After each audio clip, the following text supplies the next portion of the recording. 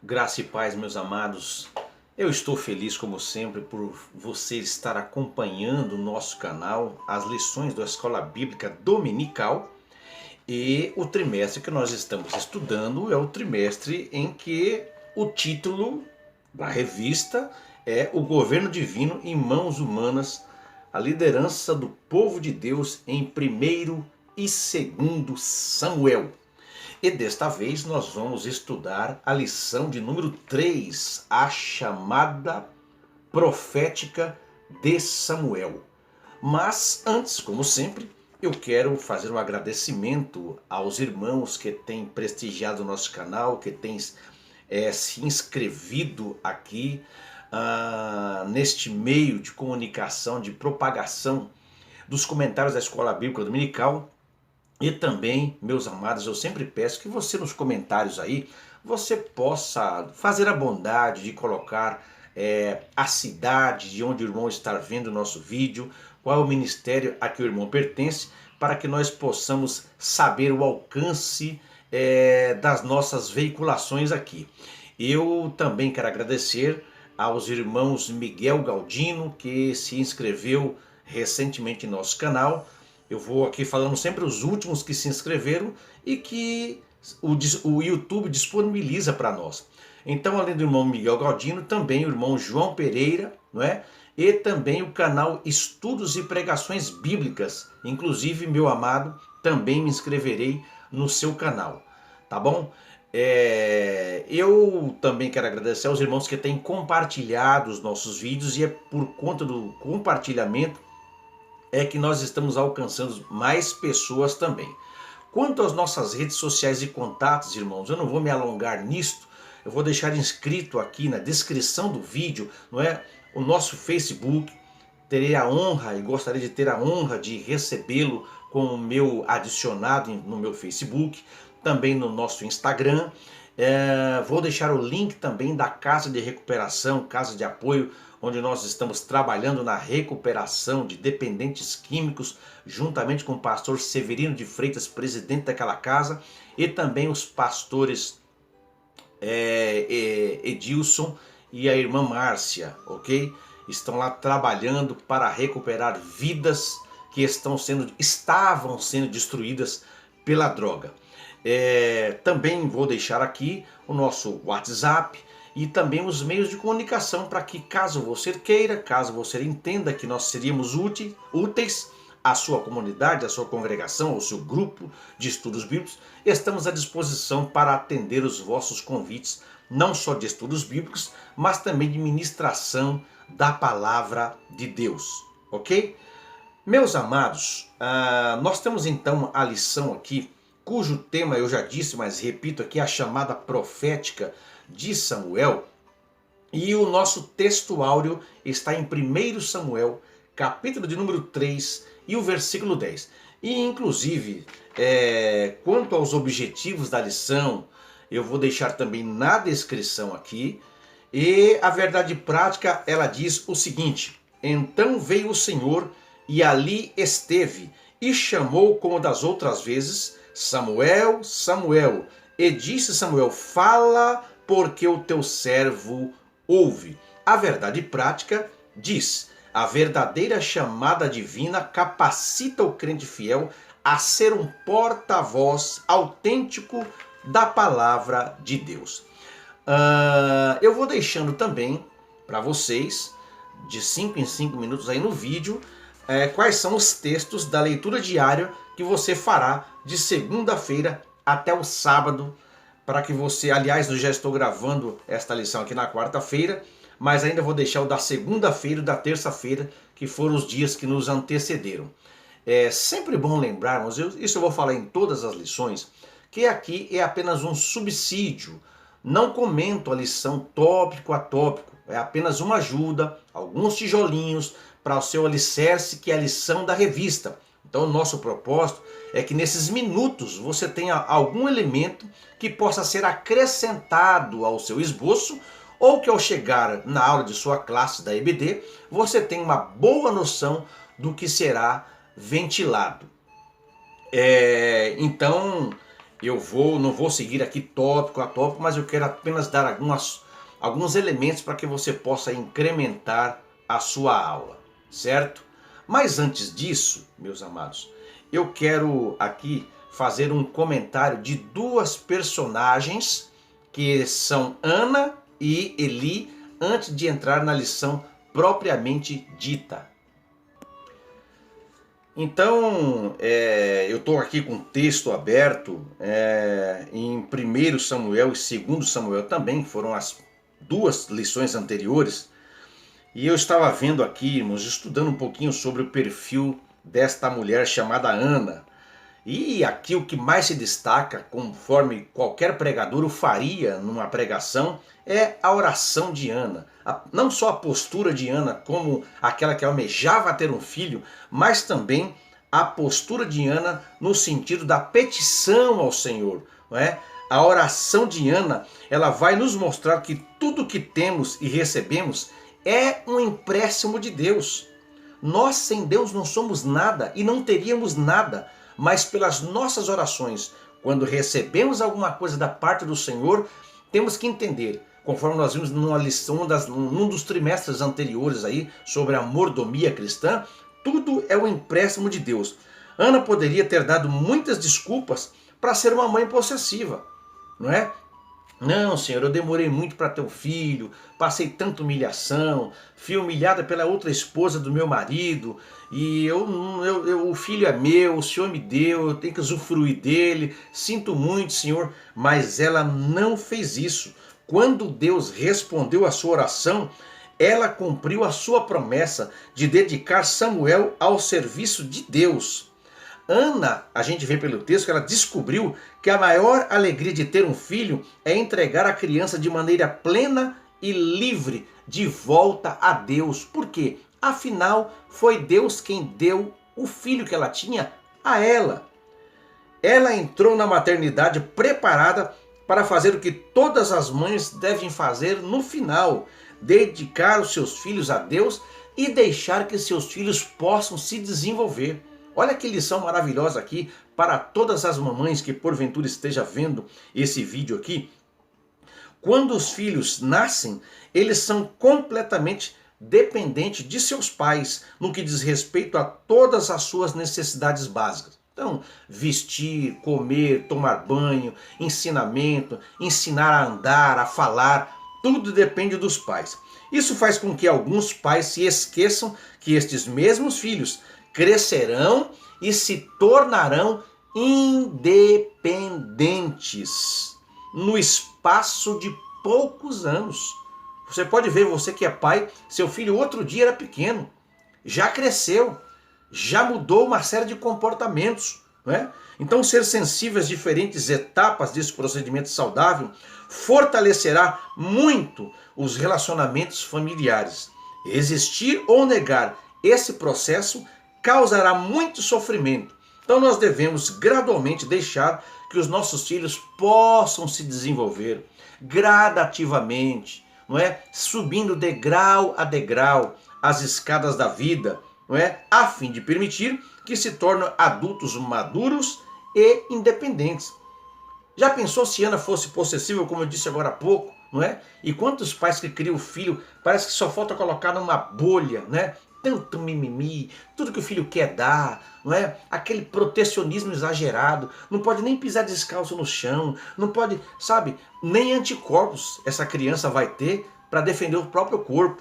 Então a gente vê que Ana realmente, ela foi uma mulher disposta a cumprir até mesmo um compromisso custoso. Seu perfil rápido aqui que nós traçamos de Ana.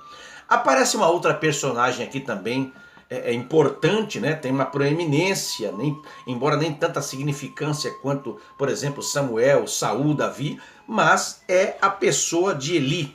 Eli também é um mau exemplo de um pai, de um líder espiritual, infelizmente, embora ele tivesse virtudes também.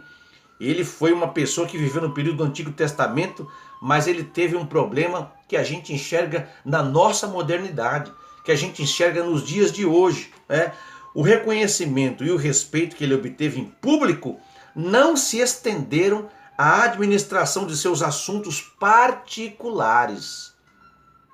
Ele pode ter sido um excelente sacerdote, mas foi um pai ineficiente. E a gente vê o preço que os seus filhos pagaram. Porque talvez Hófni e Finéias não tivessem morrido, não tivessem sido rejeitados por Deus, se Eli fosse um pai presente, um pai rígido no aconselhamento, um pai que realmente monitorasse aqueles rapazes de perto. Seus filhos lhe trouxeram tristeza e desgraça. Faltava-lhe duas importantes qualidades necessárias para a disciplina paterna eficaz: resolução firme e ação corretiva. Não é isso que acontece hoje? Eu disse agora há pouco na modernidade que, embora ele fosse um profeta, um sacerdote do Antigo Testamento, mas o seu comportamento em relação aos filhos são coisas modernas. Quantos filhos trazem problemas para os pais, às vezes dentro da igreja, e os pais simplesmente fazem vista grossa, são omissos, ninguém pode tocar no filhinho dele. Irmãos, eu trabalhando como diácono na igreja, quantas vezes ia corrigir, não de forma agressiva, de forma cortês, de forma gentil, uma criança, um jovem, um adolescente que estivesse com um comportamento que estivesse desvirtuando os demais na hora do culto, e quando terminou o culto, o bebezinho, não é, foi lá falar com a mamãe, reclamar que eu como obreiro tinha chamado a atenção dele, e o pai me esperar na porta da igreja pronto para brigar, pronto inclusive para chegar às vias de fato. Eu já congreguei no lugar que um obreiro, num culto de ceia, foi agredido, um diácono foi agredido por um menino de 15 anos, porque estava aprontando, como diz a linguagem, em plena hora do culto. O obreiro foi chamar a atenção, não é? E o obreiro levou um chute desse rapaz dentro da igreja, não reagiu, levou um soco na boca, inclusive, sangue escorreu, eu estava presente, eu vi isso aí, e no final do culto ainda, o pai estava esperando lá fora, não é? Um desviado. A mamãe ligou para o pai veio na porta da igreja para pegar o obreiro na porta da igreja. Foi preciso o pastor da igreja descer e dar uma dura nesse cidadão aí. Então os irmãos vejam o nível de quantos pais nós temos hoje cujos filhinhos são verdadeiros bibelôs.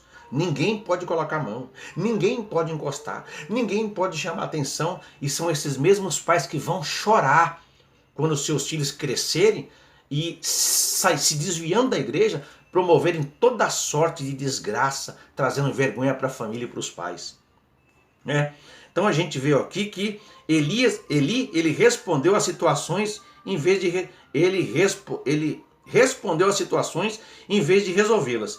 Mas até mesmo as suas respostas foram fracas, porque ele foi chamar a atenção. Deus apontou os erros de seus filhos, mas Eli pouco fez para corrigi-los. E a gente vê na história de Eli a desgraça, Seus 2 filhos foram mortos. Ele, quando recebeu a notícia, ele era um homem robusto, caiu, a cadeira virou para trás, quebrou o pescoço, uma desgraça. Enfim, o contraste entre a forma como Deus lidou com Eli e a forma como Eli lidou com seus filhos é clara. Deus advertiu, estabeleceu as consequências da desobediência e depois atuou. Eli apenas advertiu. Os filhos precisam aprender que as palavras e as ações de seus pais caminham juntas.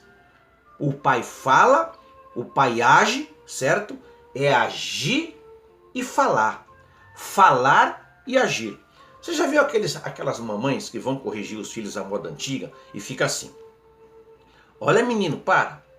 Olha, eu vou te bater. Eu vou te pegar. Menino, eu vou te bater. Olha, eu vou te pegar. O menino dá risada. Não faz efeito, Calma, gente, já vou entrar na lição. Eu estou falando aqui rapidamente sobre 2 personagens. Isso é importante também, faz parte da lição. Então, tanto o amor quanto a religião, do que com Deus, tanto o amor quanto a disciplina devem ser falados e expressados em ações. Tanto o amor e a disciplina, porque tem gente que acha que corrigir o filho, às vezes mais duramente, não é amar o filho. Pelo contrário, quem ama corrige. O próprio Deus nos castiga.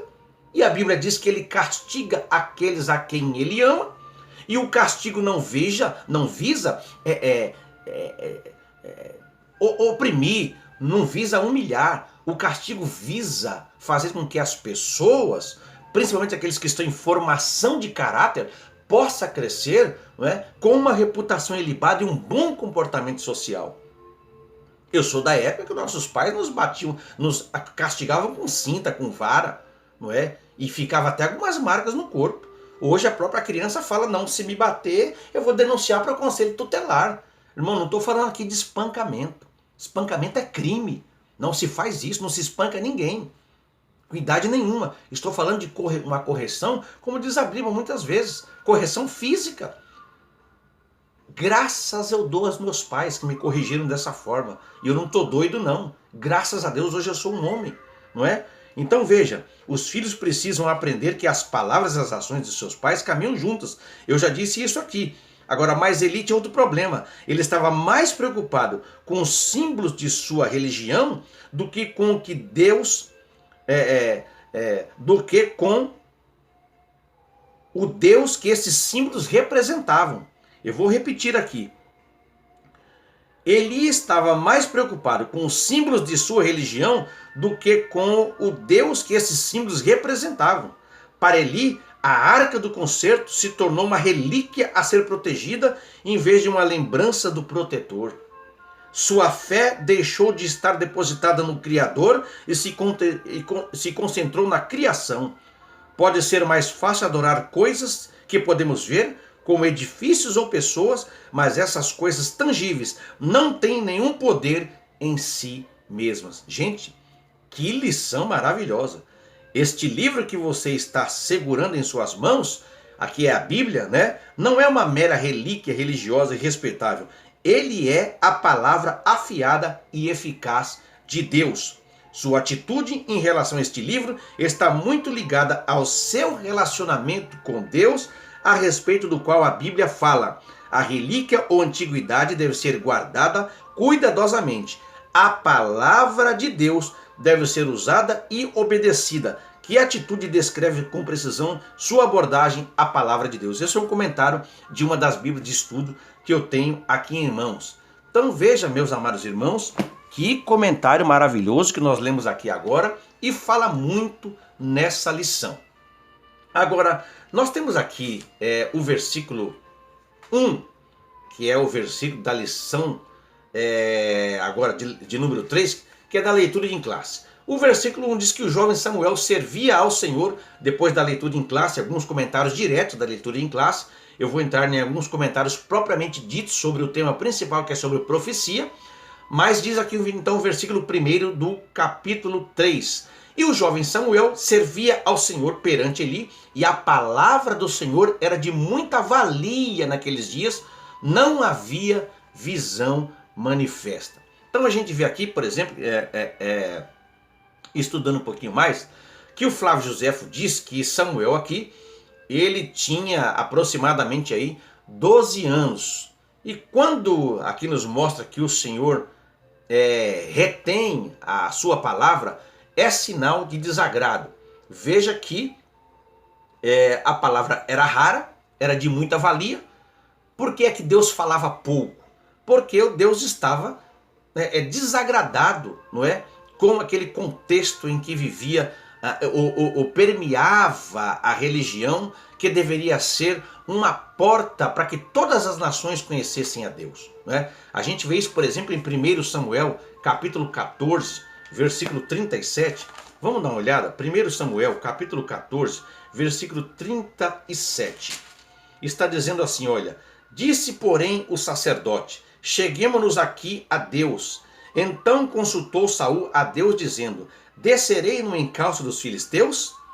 Entregá-lo-ás nas mãos de Israel? Porém, aquele dia, Deus não lhe respondeu. Deus já estava, irmãos, desagradado do comportamento de Saul. E quando Deus está desagradado, Deus se cala. Deus não fala, ou quando fala é para repreender. Dá uma olhadinha depois em Lamentações, capítulo 2, versículo 9, você vai ver isso também. E no Salmo 74 e 9, esse a gente vai ler, para que nós possamos aqui corroborar com as palavras que eu estou dizendo. Salmo 74, versículo 9. Vamos lá. Olha só. Já não vemos os nossos símbolos, aqui é uma oração de lamentação. Já não vemos os nossos símbolos, já não há profeta nem entre nós quem saiba até quando. Qual é a pergunta até quando? Aqui vem no versículo seguinte: até quando, ó Deus, o adversário nos afrontará? Não tinha resposta. Deus estava desagradado. Depois você vê também Amós capítulo 8, versículos 11 e 12. Então a gente vê pelo contexto aqui que a palavra era de muita valia. Por quê? O pecado tinha bloqueado a revelação de Deus no centro espiritual da nação. De maneira inversa, a sua comunicação com Samuel é sinal de seu favor. E as visões, elas eram necessárias para o bem-estar do povo de Deus. Então veja que no início desse versículo aí, que nós lemos aqui, vamos ver mais uma vez, o jovem Samuel servia ao Senhor perante Eli. Nós vemos então que realmente o menino era um menino que dava prazer e Deus começou a falar com ele. Há um contraste aí entre Samuel e os filhos de Eli que eram depravados. Se você vê, gente, por exemplo, no capítulo 2, de versículo 11 de 1 Samuel, olha o que está dizendo aqui. Então Eucana foi-se a Ramá, a sua casa, porém o menino ficou servindo ao Senhor perante o sacerdote Eli. A gente vê aqui o menino servindo ao Senhor no capítulo 2, versículo 11. Já no versículo 21, vai dizer assim: abençoou, pois, o Senhor a Ana, e ela concebeu e teve 3 filhos e 2 filhas. E o jovem Samuel crescia diante do Senhor. Veja que fala dos outros filhos, não é? Que Ana teve, mas o destaque aqui é para Samuel, que crescia diante do Senhor. Vamos para o versículo 26. Mas o jovem Samuel crescia em estatura e no favor do Senhor e dos homens. Agora você pega os filhos de Eli. Misericórdia. Então veja aqui como era esse menino. Então veja que aqui a gente vê o comportamento daquele que seria o grande profeta de Israel. No versículo 3 aqui diz que fala que antes que a lâmpada de Deus se apagasse no templo do Senhor, estava Samuel. A lâmpada, eu vou deixar sempre aqui também uma figura aqui na minha lateral direita, vou deixar um espaço maior. Vou até sentar um pouquinho aqui para o lado esquerdo, que eu quero deixar algumas figuras para os irmãos tomarem conhecimento aí. Então já estou mostrando aí para vocês, a figura da lâmpada, cujo nome popular era o candelabro ou castiçal, que era feito de ouro, cujas 7 lâmpadas eram ajustadas cada noite. Elas queimavam até que se acabasse o óleo pela manhã, ou também ao nascer do sol as lâmpadas eram apagadas, ou acabavam apagando quando o azeite acabava, conforme está lá em Êxodo capítulo 27 e o versículo de número 21. Agora, também no versículo 3, diz que estava Samuel deitado e ele estava lá no local em que estava a arca de Deus. Então a arca de Deus, ela era guardada no Santo dos Santos, era o recinto mais interno do tabernáculo, aonde o sumo sacerdote podia entrar uma vez por ano. Em frente ao Santo dos Santos estava o lugar santo, que era uma pequena sala onde o outro mobiliário sagrado do tabernáculo era guardado, que era o altar do incenso, os pães da proposição e o castiçal. Deixa eu arrumar a cadeira aqui direito, as costas já estão doendo. Muito bem. Na parte externa do lugar santo havia um pátio com pequenos quartos, então, onde os sacerdotes ficavam.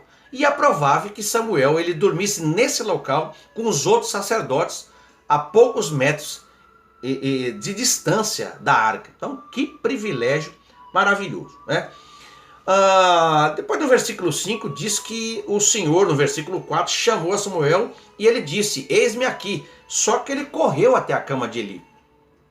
E isso aqui ele fez por 2 vezes. Aí na terceira vez, o profeta Eli então entendeu que era Deus quem estava chamando Samuel. Então, embora Deus tenha falado diretamente de forma audível com Moisés e Josué, a sua palavra, como eu disse agora há pouco, ela se tornou rara durante os 3 séculos do governo dos juízes. Deus praticamente pouco falava, não é? Isso era uma desgraça, né? E na época de Eli, não havia profetas que transmitissem as mensagens de Deus para Israel. Por quê? Gente, eu disse agora há pouco e repito, olhe para as atitudes dos filhos de Eli. Eles se recusaram a ouvir a Deus e permitiram que a ganância bloqueasse qualquer comunicação com ele. Então é importante, não é, que nós possamos ouvir e responder a voz de Deus. Ouvir e responder a voz de Deus é uma atitude vital, é um relacionamento com Deus. Então, embora nem sempre o Senhor ele use o som de uma voz humana, ele sempre fala claramente através de sua palavra, né? Agora, se a pessoa não lê a palavra de Deus, como é que um crente, eu já disse isso em outros vídeos, pode ficar a semana inteira sem pegar na palavra de Deus? Como ele vai ouvir a voz de Deus? Então isso significa um desprezo. Os filhos de Eli fizeram isso, desprezaram a palavra de Deus, desprezaram ao próprio Deus. Então, para receber suas mensagens, nós devemos estar prontos para ouvir e agir de acordo com o que Deus nos diz. Assim como Samuel esteja pronto para dizer, eis-me aqui. Lembra-se lá de Isaías, me veio agora na memória, capítulo 6, versículo 8, quando o Senhor, ele diz, vamos ler lá, Isaías 6 e 8, me veio agora na memória, Isaías 6 e 8,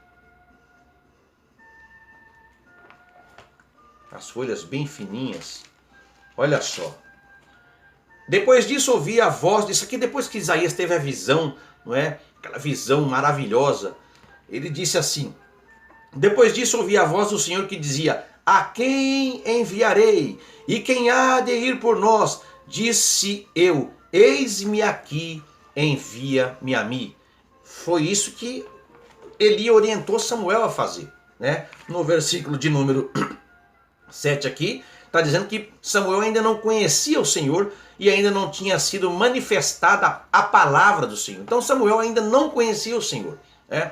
Vamos ver, por exemplo, o capítulo 2, vamos voltar para Samuel, e o versículo 12 está dizendo assim, eram porém os filhos de Eli, filhos de Belial, e não se importavam com o Senhor. Então veja que havia diferença. Samuel, ele não conhecia a voz do Senhor.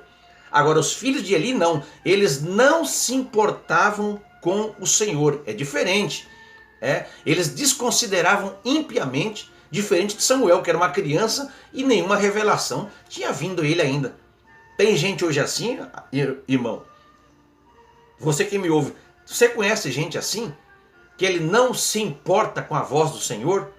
E aí então nós temos o versículo ainda 8 e 9, que o Senhor chamou então Samuel a terceira vez, e Eli entendeu que o Senhor chamava o jovem. E aí o Eli orienta então, vai te deitar, e há de ser que se te chamar dirás, fala Senhor, porque o teu servo ouve. E assim Samuel fez. Então seria natural esperar que uma mensagem audível de Deus, ela fosse entregue ao sacerdote Eli, porque ele era o sacerdote. E não o menino que estava começando agora, o menino que estava ainda crescendo, até cognitivamente. Eli era mais velho, mais experiente, ocupava uma posição adequada, mas a estrutura de comando não está baseada na fé, não é? Só. A estrutura, aliás, eu quero até corrigir, a estrutura de comando está baseada na fé e não na idade e na posição das pessoas. A estrutura de comando, o alicerce, a consistência de uma liderança está baseada na fé. Não é na idade e na posição das pessoas. Não é? Isso traz muitas confusões hoje, porque muitos pastores, por exemplo, por serem mais antigos, muitos líderes espirituais, eles não aceitam que alguém mais jovem, por exemplo, traga uma palavra de exortação à igreja, mas, claro, com a unção do Espírito. Eles não aceitam, inclusive, ser corrigidos por pessoas mais novas. Claro que existe toda uma ética para se abordar alguém, para uma correção, como Samuel fez aqui, para passar aquela mensagem muito dura que ele havia recebido para Eli. Ele ficou até com medo de passar essa mensagem, mas ele passou. Então veja que não é isso que manda, não é? Mas é a fé. E Deus ele pode usar canais inesperados ao procurar seguidores fiéis. Muito bem, meus amados, agora nós vamos entrar num ponto principal aqui da lição que fala sobre o ministério profético na atualidade, né? Isso tem trazido muita confusão em nosso meio, né? Primeira coisa que eu quero dizer é que há uma corrente aí, inclusive tem um escritor muito famoso mundialmente, que é o John MacArthur. Ele é um cessacionista. O que é cessacionismo? O cessacionismo é a crença segundo a qual os dons extraordinários, especialmente a profecia e as línguas estranhas, eles ficaram restritos ao primeiro século da era cristã. Então hoje esse negócio de ser batizado no Espírito Santo, falar em língua, dons espirituais, isso aí passou para quem é cessacionista. Eles acham que o Espírito Santo até está em nós, ele até pode nos usar, mas dons espirituais, essas ações extraordinárias, não existem mais. E nós, evidentemente, que não somos cessacionistas. Gente, antes de eu continuar aqui, eu quero mostrar, então, falando sobre o dom de profecia e também sobre o ministério profético, um vídeo para vocês analisarem. Esse vídeo é de alguém, de um cidadão que é denominado aí Pastor Gilberto Fernandes. Eu não conheço ele, não estou aqui julgando o seu relacionamento com Deus, a sua particularidade, porque não o conheço. Esse vídeo está disponível nas redes sociais, mas vocês vão ver a aberração de alguém que transforma profecia em profetada. E nós vamos aqui ver no tópico 3 e no subtópico 1 aqui, quando fala sobre o ministério profético na atualidade, que esse dom está disponível a todos os crentes. Ele se manifesta de forma sobrenatural e momentânea, encoraja, exorta, consola a igreja, edifica de forma coletiva e individual o povo de Deus. Mas algumas pessoas se apropriam deste dom, irmãos, e fazem a maior lambança na igreja.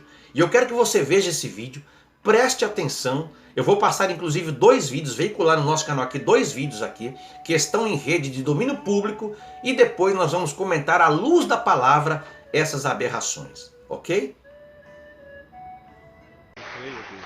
Eu estou entendendo.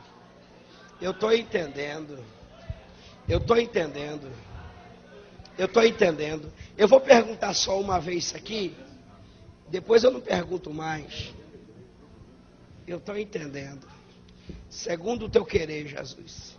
Me diga uma coisa, existe alguém aqui no nosso meio com o nome de Eugênio, sim ou não? Quem é? Você? Tem 2, 3, isso só acontece na minha vida.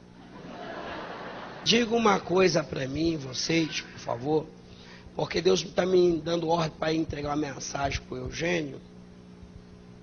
Mas eu vou falar uma doidura para vocês. O Eugênio, que Deus tem uma mensagem para me entregar para ele, ele tem que ter alguma ligação com uma rua que eu queria uma caneta e um pedaço de papel, que eu não sei pronunciar esse nome. Quanto mais glória tiver, melhor é aqui.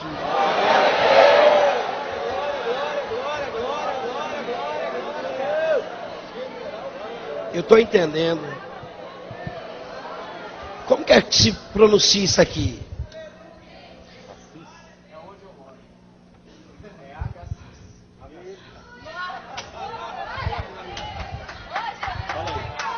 É Rua Agassiz. É? Rua Agassiz. É? Então os outros podem sentar. A 3 quarteirões aqui da igreja. É? Me diga uma coisa.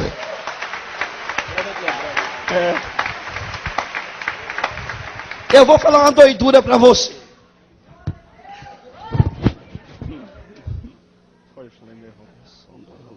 Eu estou entendendo.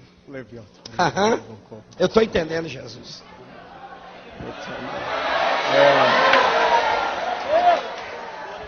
A mensagem que eu tenho para entregar para o Eugênio, ele tinha que ter uma ligação com essa rua, mas também tem que ter uma ligação com esse número. O número 34. Fala alguma coisa para você? É o número da minha casa.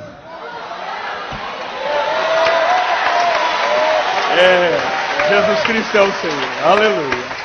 Santo, santo é o Senhor. Santo. Tua esposa está aqui, não? Eu não sou casado. Não? Não tem, eu estou entendendo.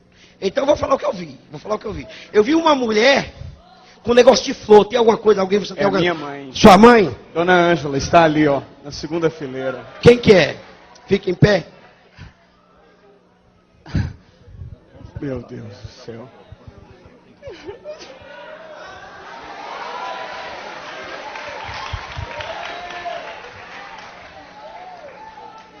Deus disse para mim: dá a mão pro teu filho então. Dá a mão pro teu filho. Jurimicalaxuriandarabaia. Doremicandarabá. Eu vou te falar uma coisa para vocês. O tempo da vaca magra acabou hoje. Eu posso ser profeta da vida de vocês? Posso? É real, sim.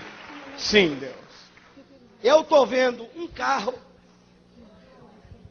Só que o carro que eu estou vendo é um furgão, se não fosse um furgão. Isso. Existe alguma coisa assim de carro com Isso, vocês? é dela. É? É pessoal. É. Eu vejo assim o nome. Seat. Isso mesmo. É isso mesmo? Fiat. É? Não estou entendendo. Uhum. Eu estou entendendo. Cadê aquela caneta e o papel? Está descendo os negócios aqui. Quanto mais glória a Deus vocês deem, melhor é aqui. Abre a boca e diga glória.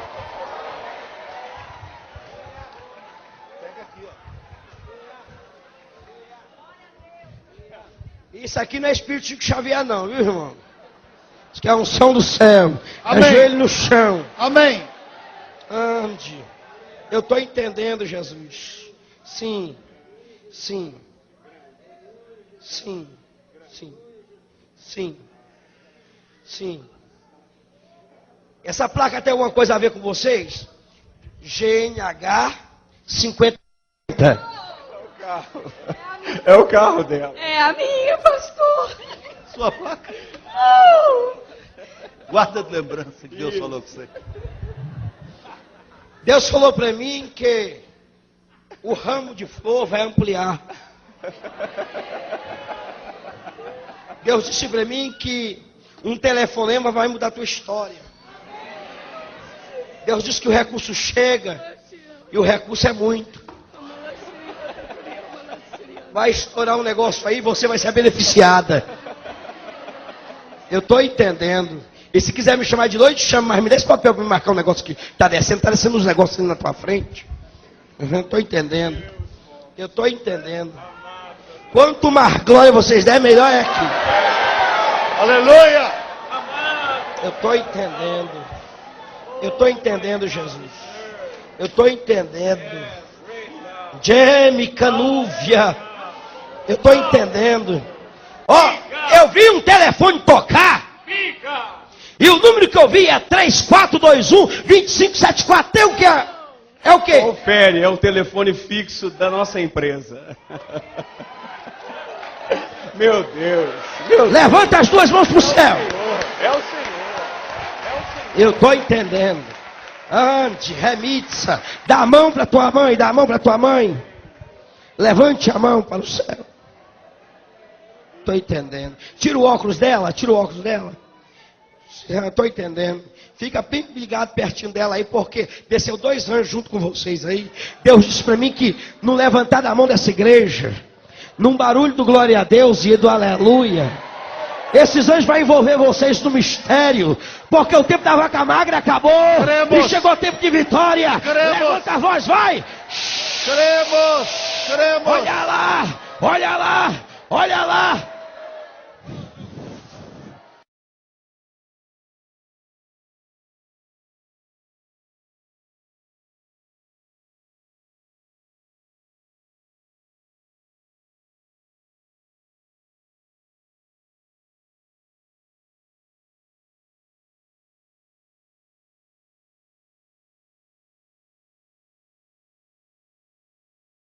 Vocês viram, gente? Vocês viram? Igreja cheia. um prato cheio para se pregar a palavra de Deus, cheia de unção, cheia de virtude. Mas a gente vê um verdadeiro teatro, uma verdadeira bagunça. As pessoas até se emocionam. Quanto desconhecimento bíblico, até por parte do líder que estava ali presente. O cidadão, irmãos, usa recursos da internet que ele pega previamente, vai nas redes sociais. Eu posso fazer isso. Você vai lá na página de uma igreja, você vê as pessoas que são adicionadas na página daquela igreja, procura saber quem é a liderança, que geralmente tem uma rede social, aí você vai no perfil da pessoa, descobre o nome dela, carro que tem, se tem alguma empresa, onde estudou. Você pega todos os dados que a pessoa disponibilizou. Depois o cidadão junta isso, leva para a igreja e traz para o povo como se fosse revelação, profecia, quando na verdade nem adivinhação é, porque são dados colhidos previamente.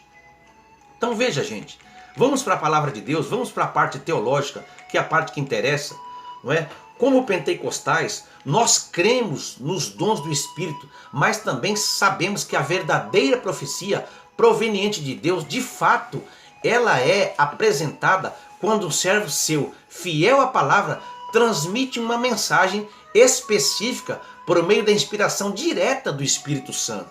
Inclusive, eu vou deixando para você aí as referências bíblicas para que você possa ter acesso aí.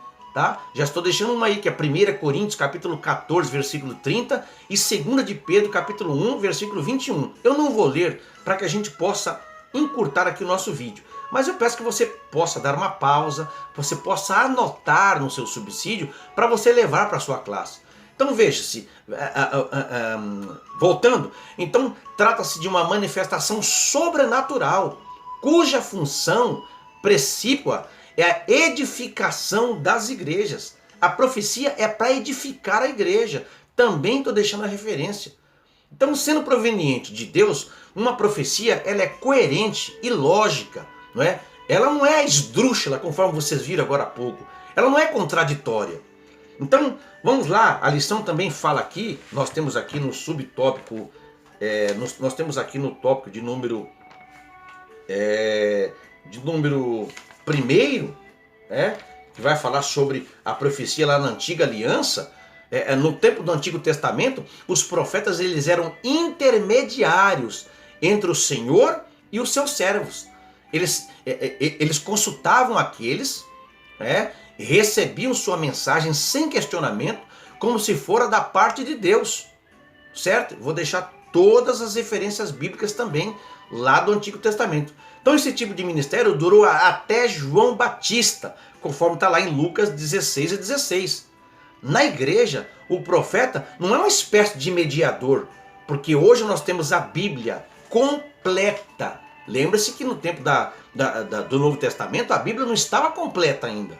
Ela estava se completando, porque ela ficou pronta ao longo de 1600 anos, por aproximadamente 40 autores, inspiradas pelo Espírito Santo. Então veja que esse tipo de ministério, eu vou repetir aqui, durou até João Batista. Então o profeta, ele não é mediador na igreja, porque nós temos a Bíblia completa e nós podemos consultar a Deus diretamente por meio do Senhor Jesus. Vou deixar mais referências aí. Então há um ministério profético hoje, que é diferente do ministério veterotestamentário, e também o dom de profecia, mas ambos devem ser julgados segundo os critérios prescritos na palavra de Deus, certo? Então você pode até julgar a profecia, mas através da palavra de Deus. O ministro de Deus que profetiza ao pregar a palavra do Senhor, que quando você está pregando, que você tem como base a Bíblia Sagrada, você abre lá, escolhe um texto, vai pregar, não é? Você está profetizando, mas na verdade esta profecia ela é baseada na palavra de Deus. Então quando você está pregando, você está profetizando baseado na palavra de Deus. Então o ministro de Deus que ele profetiza ao pregar a palavra do Senhor é diferente de quem entrega uma profecia esporadicamente em um culto, não é? Vez por outra levanta-se alguém, não é? Cheio do Espírito Santo e vai entregar uma profecia. Então veja que embora ambos sejam chamados de profeta, aquele que esporadicamente entregou a profecia, e aquele que está pregando também pode ser chamado de profeta, pelo menos naquele momento, então, nas páginas da Bíblia, ele é um profeta. Mas, veja, ele está utilizando a palavra do Senhor. Então veja que eu vou repetir tudo de novo, agora bem pausadamente, para você entender. O ministro de Deus, ele está pregando a palavra, certo? Ele está profetizando. Ele é diferente de quem entrega uma profecia esporadicamente. Ambos são chamados de profeta nas páginas neotestamentárias. O dom de profecia pode ser concedido a qualquer pessoa que busca, gente.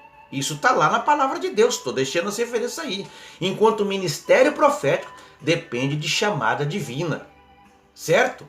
Quanto ao uso do dom de profecia, ele decorre de uma inspiração momentânea. A pessoa às vezes não é pregador, certo? Às vezes ele não tem chamada na palavra, mas ele é uma pessoa que busca a Deus, tem uma vida de uma reputação ilibada, é uma pessoa que tem contato sempre com Deus no seu devocional diário. Ele pode ser usado até uma criança em profecia naquele momento, certo?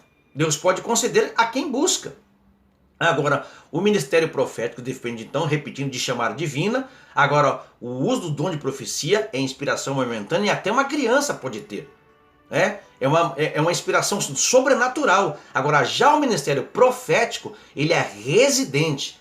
Ele está relacionado com a pregação da palavra de Deus. A pessoa que tem chamada na palavra, ela porta esse ministério profético, ele reside na pessoa. Por quê? Porque a pessoa recebeu o dom.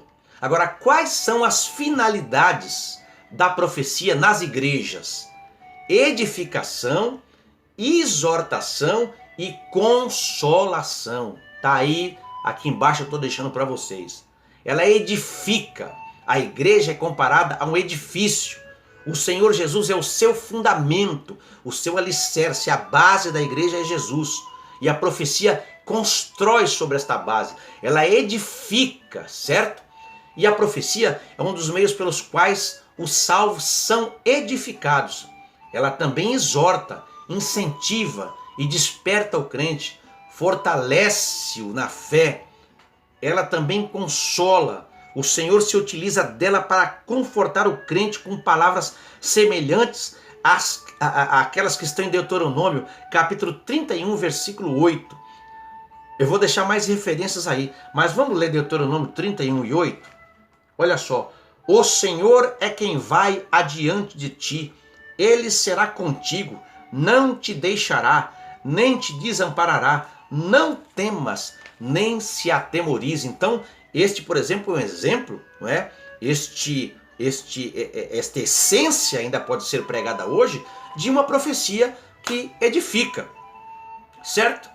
Eu vou mostrar um outro vídeo para vocês agora, vou dar mais uma pausa no vídeo, para vocês verem mais um absurdo de quem usa a profecia, não é? Fora do que eu disse aqui, que é exortar, consolar e edificar. Vejam vocês o absurdo. Preste bem atenção vocês. Todo diga aleluia. O Senhor falou para mim que agora tem uma pessoa que está aqui no nosso meio. Uma não, tem 5. Que vai se tornar milionário. Mas por que isso, pastor Rio? Porque vai acertar na Mega Sena. Glória a Deus. Você quer ver? 5 que jogam na Mega Sena, levanta a mão. Tem medo não? Tem vergonha não? 1, 2, falta mais gente ainda. 3, 4, 5. Deus vai. Vocês vão ver. Anota aí. Os números 7, 8, 3, 4, 2 e 0. Se anotou, recebeu a bênção. Vou bater para Deus.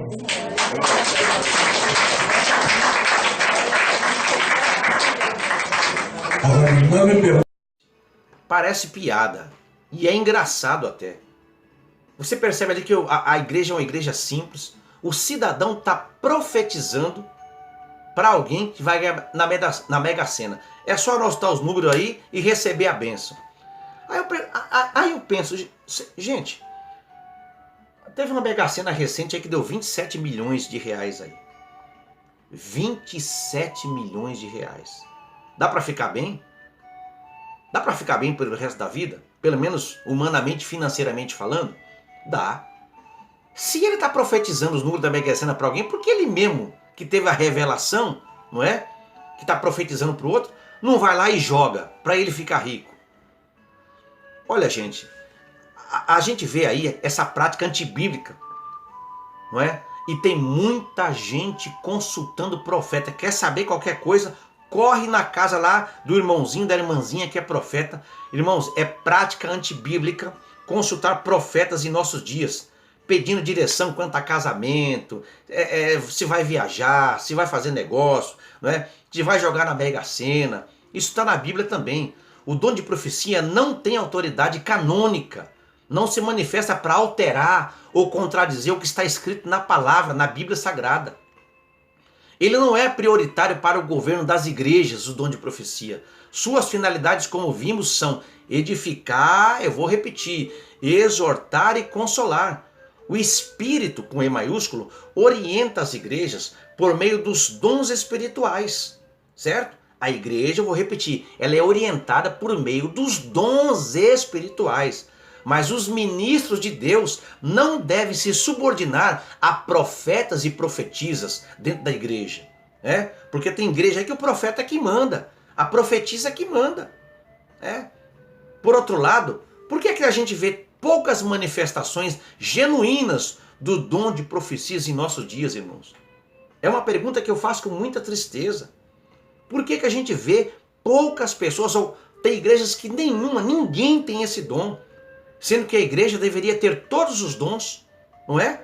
Mas tem igreja que não tem nenhuma pessoa. Eu, por exemplo, tenho uma chamada e tenho um dom. O dom da palavra. O Senhor me deu a palavra da ciência, me deu a palavra da sabedoria. Digo com muita humildade. O Senhor me deu um dom. Eu não posso ter todos os dons. Outro tem que ter outro dom, deveria ter outro dom. Mas por que a gente quase não vê em nossos dias? Isso está ocorrendo por causa da ignorância, né? Porque pouco se fala nas igrejas acerca desse dom, como ocorria em Éfeso. Por exemplo, você vai ver lá em Atos capítulo 19, versículo 2 e 3. Nós precisamos que sejam ensinadas em nossas igrejas os crentes buscarem os dons espirituais, irmãos. A gente vê muita doutrina sobre comportamento, comportamental, tal. Não pode isso, não pode aquilo, tem que fazer isso, tem que fazer aquilo, tem que obedecer, não pode falar mal dos outros, não pode fazer fofoca. Tudo bem, isso precisa ser falado. Mas e aí o ensino sobre os dons espirituais? Para que as pessoas busquem os dons espirituais, né? Então a gente vê coisas supérfluas que têm ocupado o lugar que deveria ser destinado à manifestação do Espírito no culto. Aí a gente vê teatrinho, a gente vê grupo de gesto, não é? Aí a gente vê ministério do teatro, ministério do futebol, tudo é ministério agora. Aí a gente vai colocando tanta muleta, esquecendo-se de que a nossa missão é ensinar os meninos quanto ao uso correto desses dons. Se os crentes fossem ensinados a julgar as profecias, haveria menos espaço para falsos profetas. Haveria menos revelações risíveis, que é para dar risada, não é? E bizarras nos cultos, como eu mostrei esses dois vídeos para vocês aí, não é? A gente vê aí, por exemplo, um cidadão que ele não tinha conhecimento de nomenclatura da genética e estendeu a mão sobre a cabeça do irmão e disse: eis minha filha, que eu estou te curando do câncer de próstata. Por favor, curar uma irmã do câncer de próstata, né? Então, irmão, o homem de branco está dando um útero novo para o irmão nessa noite, né? O cidadão nem sabe o que é um útero. Então, veja, gente, olha, minha irmã, encosta lá a mão na barriga da irmã grávida. Eis que eu te digo que este será um varão no teu ventre, mas se tu duvidares, será uma varoa. São essas aberrações que acontecem, não é? Então, o povo de Deus, como o corpo de Cristo, irmãos, deve estar em perfeita sintonia com a cabeça que é Cristo, certo? Ele é a cabeça da igreja, deve julgar a profecia por meio da palavra de Deus, e esta mostra que a verdadeira profecia se cumpre, conquanto apenas isso não seja suficiente para autenticá-la. O Senhor permite que em alguns casos predições de falsos profetas se cumpram a fim de provar o seu povo. Você sabia disso? Às vezes o cidadão é falso profeta e acaba até se cumprindo para provar o povo. Irmãos, precisamos ter discernimento. Ah, sim, irmão. Isso você acabou de dizer, irmão. Ele está na Bíblia, tá? Lê Deuteronômio capítulo 13, versículo de 1 a 4. Certo? Então, diante do exposto, ainda que Deus tenha outorgado a sua palavra e nos presenteado com o dom de discernir os espíritos, profecias e revelações ilógicas, incoerentes ou bizarras, como por exemplo as que eu mostrei, como as mencionadas nos primeiros parágrafos da revista, né? Elas podem ser detectadas sem nenhuma dificuldade. Como a gente viu, basta conhecer um pouco da vida de certos profetas ou simplesmente usar de bom senso para julgar as suas revelações segundo a reta justiça, né? Irmãos, eu quero concluir aqui, sabe? Tem gente que vem profetizar no meio de um culto. É uma outra coisa que me lembrei agora. E uma vez eu estava pregando num determinado lugar, numa festividade de jovens, e disse que tinha um irmão lá, que ele estava acostumado a fazer isso e fez no dia que eu estava lá. E eu pregando a palavra, de repente o cidadão levantou, irmãos. A igreja, não é porque eles gostam de levantar quando você está pregando, que Deus está te usando, que a igreja começa a receber a palavra, e o Espírito começa a inflamar a igreja começa a responder glorificando a Deus, a todo aquele clima gostoso. Esses irmãos gostam de levantar nessa hora, não é? Pegar carona na unção que Deus te deu na palavra. E aí o cidadão levantou e começou a profetizar na cabeça de um, profetizar na cabeça do outro e tal. E eis que eu te digo, eu falei, irmãos, sente-se no seu lugar. Aí ele se assustou, alguns irmãos se assustaram porque era profeta da igreja, disse, sente-se no seu lugar, porque a profecia está aqui comigo. Eu estou profetizando baseado na palavra, a palavra está aqui. Aí, irmãos, ele se sentou, alguém achou ruim, viu, irmão, como é que o irmão fez um negócio daquele, aquele irmão é usado por Deus. Eu falei, irmão, Deus não é Deus de confusão. Está escrito na palavra lá em 1 Coríntios capítulo 14, na necessidade de ordem do culto, que quando está falando o outro se cale. Eu estava falando em nome do Senhor. Deus não fala por duas bocas ao mesmo tempo. Que negócio é esse, irmãos? Isso é meninice. A pessoa não cresceu ainda ou não foi ensinada, não é? E quem está pregando tem autoridade para falar, certo? E às vezes o cidadão quer profetizar para o outro, irmão. Tem alguns que são até educados. Ele espera a mensagem terminar. Aí ele vai profetizar para o outro, sai marchando no meio da igreja. Sai marchando. Bate o pé com toda a força. Tem que chamar a atenção. Faz um verdadeiro teatro para demonstrar a espiritualidade. Aí ele vai profetizar uma palavra sobre a particularidade daquela pessoa que vai ouvir. Grita no ouvido da pessoa, berra no ouvido da pessoa com toda a força, cospe o rosto da pessoa todinho. Ué, se a profecia é particular para aquela pessoa, para que berrar? Para que gritar? Para que gritar no microfone? Você fica em pé. Você lá fica em pé. Irmão, se a profecia é para aquela pessoa, vai falar para aquela pessoa. Então os irmãos percebem aí a confusão que nós estamos vivendo hoje, porque as pessoas não aprenderam ainda sobre, irmãos, a diferença sobre o ministério profético e o dom de profecia. E também aquele que tem chamada na palavra, cujo dom é residente e que profetiza baseado na palavra de Deus. Não entenderam quem é aquele que é usado esporadicamente, não é? Mas, irmãos, hoje, infelizmente, tudo isso tem acontecido por falta de ensino. Eu espero que você tenha gostado da lição, eu espero que você tenha sido esclarecido dentro da palavra de Deus. E, irmãos, eu também tenho aqui uma errata para passar para os irmãos aqui. Tem um comentário aqui que foi feito pelo autor da revista, irmãos, e que está se configurando um erro aqui, tá? Ele está dizendo o seguinte, irmãos, eu já vou achar aqui só um momento. E eu quero que os irmãos prestem bem atenção. Irmãos, inclusive eu vou deixar até o print aí. Depois da introdução, aqui, definindo o profeta em Samuel. Está na sua revista aqui, ó. Definindo o profeta em Samuel. Dá uma olhadinha aí, acompanha comigo o que o autor da revista escreveu aí. E aqui foi um erro grave. Ele disse o seguinte: a primeira menção feita a um profeta no livro está registrada em 1 Samuel 2, 27 a 36. Até aqui está certo. Aqui vemos que o profeta era caracterizado como homem de Deus. Correto. Título que lhe trazia grande responsabilidade. O profeta não é um adivinhador. Correto. Mas o porta-voz de Deus. Agora veja só. Ali, aqui está o erro. Aqui está o erro. Aqui, ó. Aqui está o erro. Olha a ponta do meu dedo. Ali, Samuel, tá vendo aqui? Olha o que ele diz. Ali, Samuel se dirigiu à casa de Eli, dizendo que este seria substituído por um sacerdote fiel, Zadok. Irmão, isso é um erro. Não foi Samuel que se dirigiu à casa de Eli. Foi um homem de Deus, que não é dito qual é o seu nome. Pegue o texto. 1 Samuel 2, 27 a 36. Vamos ver lá? Vamos ver lá? 1 Samuel 2, 27 a 36. 2, 27 a 36. Veja só. Veio um homem de Deus a Eli. Então não foi Samuel. Samuel ainda era criança. Ele vai ser chamado no capítulo 3, no próximo capítulo. Aqui é o capítulo 2. Ele vai ser chamado no capítulo 3 ainda. Mas no capítulo 2 e 27, que o próprio autor cita, veio um homem de Deus a Eli e lhe disse, assim diz o Senhor.